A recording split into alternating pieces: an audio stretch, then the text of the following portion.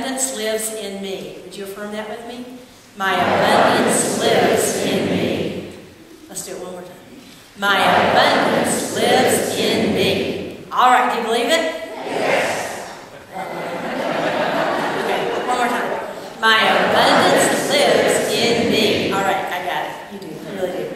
Okay, so I'm going to tell you every time I'm a fool this week. So I found out, I thought Dwight Eisenhower grew up in Kansas. I thought he was from Kansas. No, I know. I found that out yesterday. I guess he grew up in Kansas. That's what they said, anyway. Those Kansans, they told me that. But I found out Dwight Eisenhower is a Texan, right? Yeah. All right. He was born in Denison. So I went and saw his birthplace. And also, when I was there, I realized that Denison has some significance for us here in Unity. That Denison, Texas, is where our co-founders, Charles and Myrtle Fillmore, met. So if it weren't for Denison, Texas, we might not be here. That Charles, I think this is right. If I've got my facts wrong, I'll tell you next week. But Charles was working for the railroad, for the Katy line. You know the Katy line? He was working for the Katy line. And Myrtle was teaching school. And I think that they were members of some kind of a philosophical book club. I think that's how they met. So there you go. So we owe it all to Texas. Yay! Good stuff. Okay. During this season of Lent, and this is our second Sunday during Lent, we're going to be exploring the idea of that life is an inner spiritual reality and how the external is an expression of what's happening in the internal reality, because that's what Easter's all about, is that realization that who we are is spirit in expression. So today we're going to talk about the topic of abundance. I've got a little story for you. There was a couple who was getting ready to go on their vacation, and they were all dressed up in their vacation clothes. They had their shorts on, they had their big hats on, they had their suitcases all packed, and they had made sure that the dog was going to get taken care of, and that the plants were going to get watered, and everything was going to be cared about. And they had made their lists and checked them twice and talked to the neighbors and everything. And they're heading out the door, and the husband kind of shakes his head and he says to his wife, he says, "I'm just sure there's something that we forgot to worry about." What is it? Really, what's at the rock bottom of what causes us to worry and to fret and to fear? It is actually our perception of reality.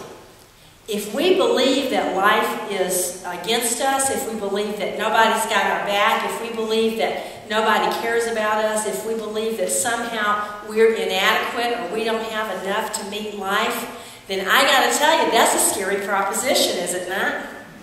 And at the rock bottom, that idea that we hold about what is the ultimate reality is what it is that drives our worry, that drives our fear, that drives our upset. And so when we think that life is against us, then we are not experiencing being part of the goodness of life. We're essentially out of relationship with the goodness of life. If we start to ask ourselves these questions and be honest with ourselves about them, do I really believe that life is friendly or not? Do I really think that there is some kind of a God or some kind of an ultimate power? And if I do I believe that it's on my side, or do I believe it's out to get me? Or do I believe it just doesn't care? Or we can ask ourselves, what do I really believe about myself? Do I believe that I have whatever it takes in me to get out there every day and do what it is I need to do and to participate in a reasonably serene and responsible manner in life? When we start to look at these questions and answer them, what we're doing is we're really getting down to what is the soul of abundance. What's it really all about? What's the real meaning? I tell you, you can do all the affirmations you want to. You can pray all you want to. You can work yourself literally to death. But if your fundamental underlying belief is that life is not good, that it's out to get you, I tell you, it's not going to do you much good. because that belief is driving everything you think, everything you feel, and everything you do. Now, I'm not going to be too hard on you because this is really what the human experience is all about. And I would imagine that a few of us, every once in a while, have a few fleeting thoughts that perhaps life is against us. That's what we're doing here in the earthly experience, is we're learning in the earthly experience, in the outer experience, it is hard. I mean, all kind of stuff happens, right? In just the world of experience. What we're doing in this earth plane is learning how to bring that spiritual power, that spiritual reality, and the spiritual values and the spiritual actions that are the deep reality of us into expression in the spiritual plane. It was Emerson that said, and I apologize, I'm going to butcher his quote, but anyway, sort of. He said that the power that lies within us is so much greater than the experiences that are outside of us. And that's, simply put, what we're doing is we're learning how to meet the experiences of life from the place of spiritual power. As we begin to focus our lives in that direction, we find that the quality of our lives go up. Our own serenity goes up, our own peace of mind goes up, our own sense of fulfillment goes up, and people are actually crying when we leave instead of crying when they see us showing up. Takes a minute to think about it. They're glad to see us coming, okay? Because we're going to contribute something, we're going to have something to give into life instead of wondering what in the world, what have you done for me lately, right? And so when we do that, when we work to live from this spiritual reality, life changes. It's really, really important that we ask ourselves these hard questions. What do I really believe? Most people on earth plane have had the emotional experience of things being difficult. That's okay, that's life. And can we work to heal our emotions? Can we work to heal those rock bottom perceptions? Can we work to heal those things that maybe we were taught by people who meant well, but had kind of an odd idea about who God is? There was in a Sunday school class, the little students were lined up for snacks. And there was this big plate of apples that the adults had set out for the little children. But the teacher had put a sign in front of that plate of apples that said, "Only take one apple. Remember, God is watching you." Well, one of the little boys thought he would have some fun, and so there was a big plate of chocolate chip cookies further down the line, and he had made his own sign. And his sign says, "Take as many as you want. God is busy watching the apples."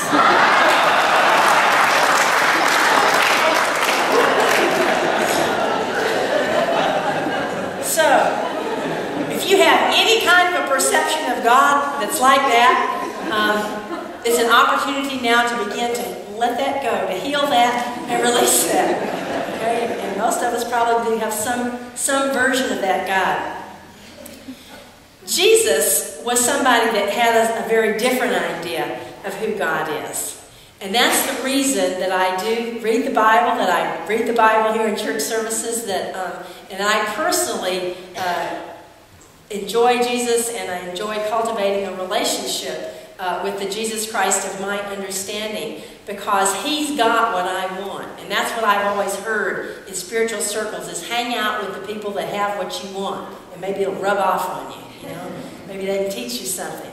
So that's why He is important to me. And certainly every person has to come to their own understanding one way or the other about Jesus and about Jesus Christ. We live in a culture that's certainly rooted in many, many ways in that cultural tradition, and so I don't think anybody can escape dealing with Jesus in one way or the other and what He means to you. So hear that when I talk about Him, certainly I'm not trying to impose my beliefs on you, but I am inviting you in your own way, in whatever He means to you, to come to grips with that, because you really can't escape it in this culture.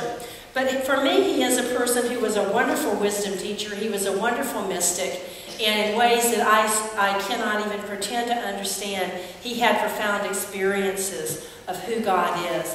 And He had a very intimate relationship with this Spirit of life. He knew God, and He absolutely knew that He and God were one. He didn't think that God was the guy watching the apples, you know. That wasn't at all where Jesus was at. That he really grasped that the profound love, the profound wisdom, the profound care, and the profound flow and beauty of this universe, of this world. And I believe that that's what he was doing for us all, that he was teaching us that he was living that. So that's why I enjoy so much my interaction with Jesus and how I do cultivate in my own way a relationship with Jesus Christ, because that I want what he has. I want that kind of relationship. I want to learn and to grow in having that experience. He spoke of God as Father, as Abba, and that's a very intimate term for the parent. And I don't believe that he thought God was a man sitting up on a cloud. Maybe he did. I don't know. But I don't see that in there. I don't know exactly how he defined or experienced God, but somehow he knew God, and he had that intimate sense of caring and that intimate sense of communion. So Jesus presents us with a very, very different understanding of God than one that's out to get us or one that's distant and doesn't care. And I'd like to share this passage with you, which is from Matthew chapter 6, and starting with verse 25. This is a beautiful passage. It's the one about the lilies of the field. It's a profound passage about abundance and about what's really going on about abundance. So open your spiritual heart and your spiritual ears and let this touch you, let this speak to you, let this fill you up. So Jesus said, "For this reason I say to you, do not worry for your life and what you'll eat and what you'll drink, nor for your body and what you'll wear. Behold, is not life much more important than food, and the body than clothing?" For me, what he's saying in there is saying life is an inner thing. The outer is good. Your God knows you need the outer things, but that's not the source of it all. So quit focusing on that. That's what creates lack. When we focus on the outer, when we focus on how much there is or how much there isn't, I guarantee you choke up your channels, because we're getting constricted and it'll choke them up. And so he's saying, don't go there, because look at this beautiful inner life that you have. You know, I think of it a lot as like creativity. When we see a painting, we are struck by the beauty of that painting, or there's something in it that means something to us, or maybe we love the colors, but it stirs us in many levels in our soul, or maybe in our emotions, or even in our intellect. We enjoy that painting and we take it in. Unless you're another painter and you're really, really interested in the technique or something, probably you don't go up to that painting and say, "Wow, look at that paint. That's really interesting." Because that's the outer dressing. What we're captured by is the meaning, the inner life of that painting. And he goes on to say, "Observe the birds of the sky, for they don't sow, neither do they harvest nor gather into barns, and yet your Father in heaven feeds them. Are you not much more important than they?" You know, the birds are provided for. All the animals come instinctually with the ability to take care of themselves. They do it by instinct. Everything, all the equipment, all the physical equipment they need, all the instinct they need, all the environment that they have evolved into, that's the beautiful process of evolution, is how we evolve to fit into our environment. And we evolve into environments that can support us. And so the animals have instinctually everything they need in order to survive and in order to thrive. This passage doesn't mean that the birds can just sit around on the ground. I mean, they have to go find the worms, right? But they have all the equipment to do it. And that's the same thing with us as people. We have all the equipment that we need to live life well. We have everything inside of us and externally to manifest the gifts, to fulfill our divine mission. Yes, we have to work at it, but we're not inadequate. There's not a single person on this planet, I don't care where they were born or what our condition they were born, there's not a single person on this planet that wasn't born with everything they need to